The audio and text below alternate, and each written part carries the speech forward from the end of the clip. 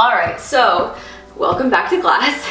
Today's lesson is going to be for all you ex-athletes out there. And the reason I made this is because I started to notice some things that are common to all of you guys. And I think the first thing that I noticed is obviously getting older and falling out of shape is hard for anyone. But something that I realized is true for you guys is it really bothers you. And I think one of the things that bothers you guys, besides maybe noticing love handles or back fat or rolls, is that you guys can't figure out how to fix it. Can't figure out how to get back into shape. So the reason that I made this is so that you guys can get a look at why you're struggling and also how to fix the issue of getting back into shape when you've transitioned into a career field that isn't sports anymore.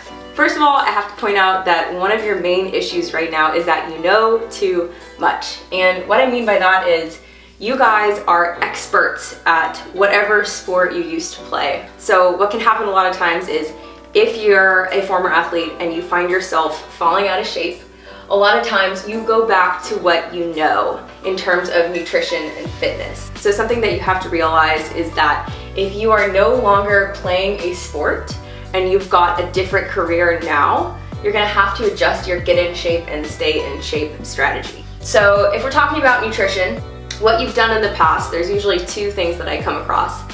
You've probably either had a really strict and really rigid diet, okay? Maybe everything was measured out portion-wise, especially if what your body looked like aesthetically was important. The other thing I run into with people is that maybe they've had a diet that had absolutely no rules. A lot of times this is common for competitive sports and contact sports, or any sport where you've got a lot of running. Often people will tell me that they used to be able to eat whatever they wanted to eat and not gain weight from it because their sport kept them so active that they stayed in shape. But if you haven't figured it out already, if you now have a new career that is not a sport, those two ways of staying in shape in terms of nutrition aren't going to work anymore. So what you should be focusing on now is number one, targeted nutritional goals. Maybe up here when you were playing your sport, you used to move around a ton, you were maybe burning off a lot of calories. So one thing I tell people is in terms of calories, even if you're really busy, okay, maybe you literally never sit down, or maybe you're sedentary, I don't know what your career setup is now, but if you compare it to what your caloric intake should have been back when you were playing a sport, I guarantee it's different. So first thing that you would want to do before you even worry about anything else in terms of nutrition is figure out a rough calorie goal that you should be aiming for every single day. Second thing is flexibility. So most people eat out here or there at least on a fairly regular basis, and especially if you're doing something like traveling for work, you're going to need the ability to be flexible with your diet, but also still make progress towards your physical goals. As I'm sure you guys already know, I'm a huge believer in flexible dieting, and one of the things that is included in flexible dieting is the 80-20 rule. And all that means is that roughly 80% of your food is gonna come from clean, whole, unprocessed, healthy foods, and then you're also gonna leave 20% for junk or fun foods. And as much as people think that the 20% is sort of pointless and really not doing anything for you, that 20% is actually incredibly important because that's the thing that allows you to keep doing that kind of diet. Okay, it's the thing that allows you to not fall off, because if you do have a meal that's less than ideal, or maybe you have some junk food here or there, it means that you're still on your diet, and it doesn't mean that you have to start over with it. Lastly, you're gonna wanna make sure that you have some strategies that help you stay ahead of the game. And this can be tricky for people because a lot of times they'll turn to meal prep as a way to be prepared for the work week. In other words, they think that, hey, if I put all my food in containers, that'll help me stay on top of what I need to be eating, it'll help me avoid junk food. But what I've actually found out is that that's almost too rigid for a lot of people. So instead of doing that, and also instead of having no plan, one of the happy mediums that I think is really helpful for people is batch cooking. What I call batch cooking refers to, first of all, finding what sources of healthy staples you enjoy eating. So that means finding complex carbs that you like, finding healthy fats that you like, and finding, most importantly, lean proteins that you enjoy. So first you've got to find what sources of healthy foods that you want to have in your diet. And then the next thing is that you need to find healthy, clean, simple, fast ways to prepare them. Those are the first two things that you want to do. And then lastly, and the main idea of this whole batch cooking thing is you want to prepare things in bulk. So So instead of cooking 1 chicken breast at a time, or like 4 ounces of lean ground beef at a time for that one meal, cook it in batches. So go ahead and cook 5 chicken breasts for the week, or cook a pound of lean ground beef. That way you can have it on hand and you can be proactive in that way, but then you've also got some flexibility. So you're able to decide that day, what do you want for lunch? Do you want a chicken wrap or do you want a lean ground beef stir fry? Next, we've got the fitness piece of all of this. And as you guys know, in the past, what your life probably looked like when you played the sport was there was a lot of time dedicated to conditioning and getting in shape and preparing for whatever sport you played. Looking at your life now, chances are you're not gonna have as much time to put into getting in shape as you used to. And also your actual exercise routine is gonna need to look really different. 3 things that are important to have in your fitness routine now are, number 1, you want it to be geared towards your current goals. So whether that is losing body fat or gaining lean muscle, or maybe you just want to get some agility back, so maybe you want to be able to run a 5K or a half marathon when you can barely jog a mile, you're going to want to make sure you've got an exercise routine that's set up to help you accomplish those goals. And because those goals are different than playing a competitive sport, your exercise routine is going to be different as well. Secondly, we want to think about lifestyle integration. So things to think about when you are preparing to jump into a fitness routine. Stuff that's going to make it successful is thinking about where, when, and how long. So where are you going to actually be working out? Because if you choose a gym that's completely across town, then chances are you're not going to go there very frequently, and that's not setting you up for success. So suggestions there, pick a gym that's close that you have access to. Maybe it's on the way to work, or at least something that's relatively close by to your house. The question of when you're working out, something I tell people that's helpful with sticking to a fitness routine is go ahead and decide what days of the week you're going to work out so you can stick to those days and it can be a regular thing. The other thing is that you shouldn't be in the gym 7 days a week.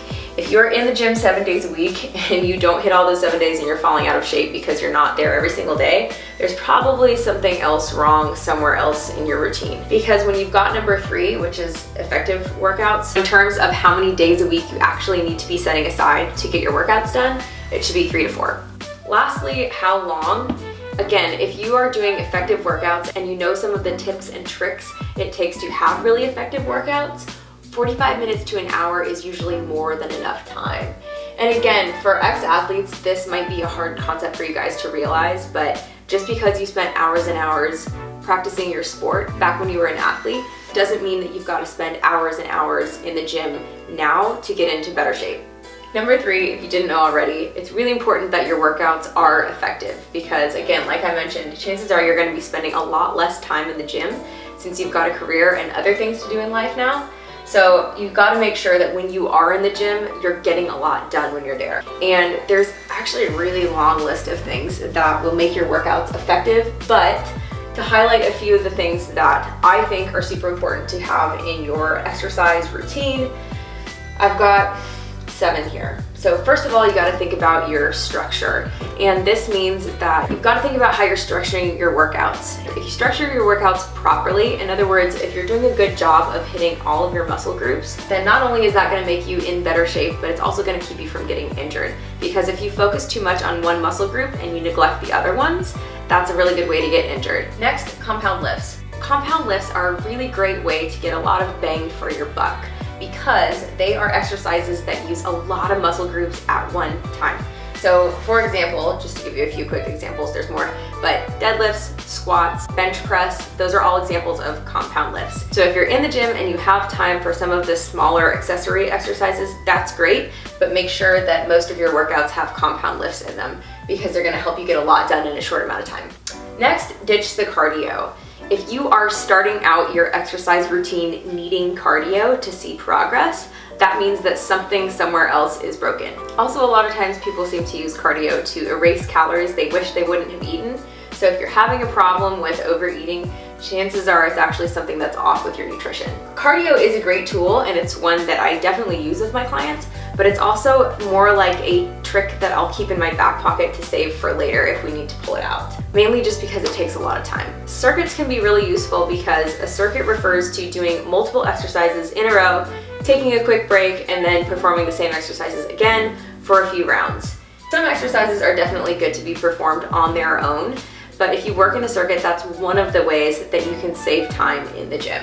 Progressive overload refers to making your exercises harder as time goes on, because if you keep doing the same exercises at the same difficulty, nothing's ever going to change because it doesn't have to.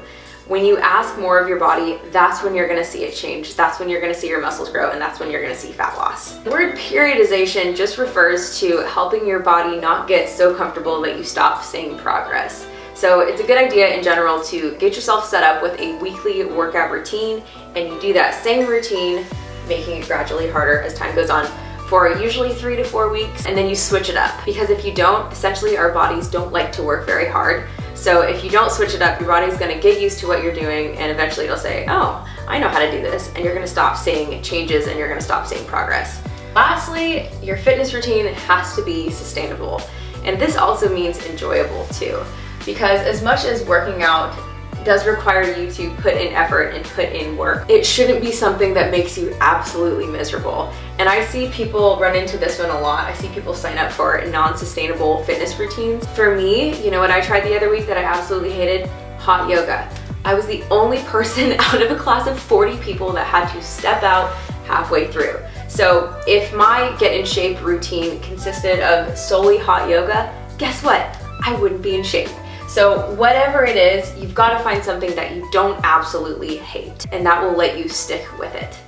Last but not least, maybe you've got all of these things in place and still can't figure it out.